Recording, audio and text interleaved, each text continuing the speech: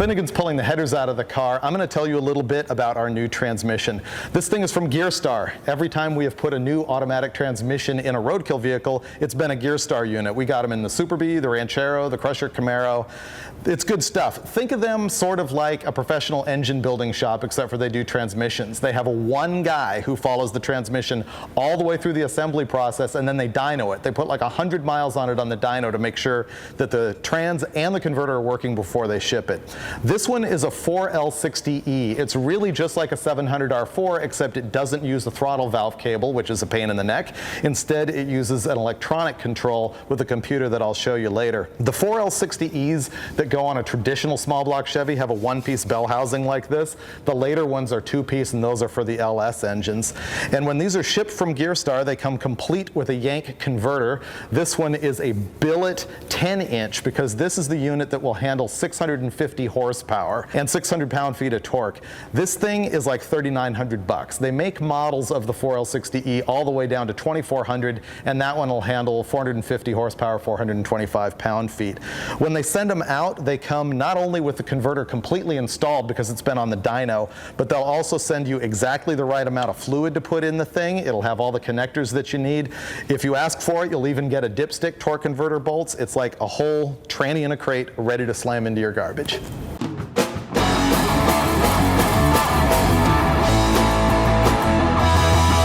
So here's a couple more interesting things about this transmission.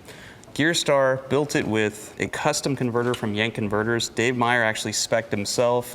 Should stall at 2,600 RPM. It's perfect for this car that'll spend most of its life on the highway and occasionally see the autocross and drag strip.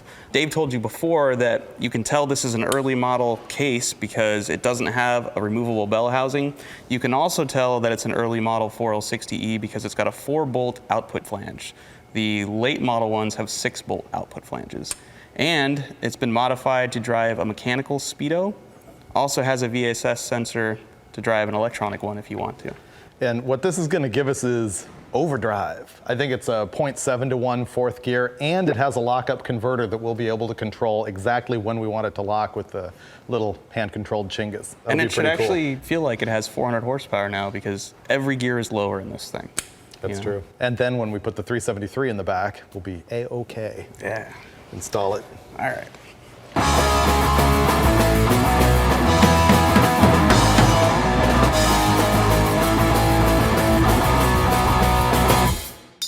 Now we're gonna hit the streets in my wife's El Camino with its brand new Gearstar 4L60E. This car rips now. Thanks to the Yank converter and Gearstar trans, the Elco finally drives like it's really got 420 horsepower under the hood. It still does a one-wheel peel, but man, it shifts good. It doesn't leak.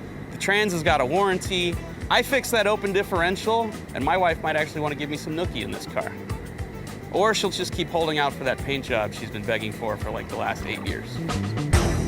Well, that's it for this edition of Hot Rod Garage presented by Lincoln Tech. We had a killer time beating on poor defenseless automobiles like the Jaguar here and my wife's El Camino.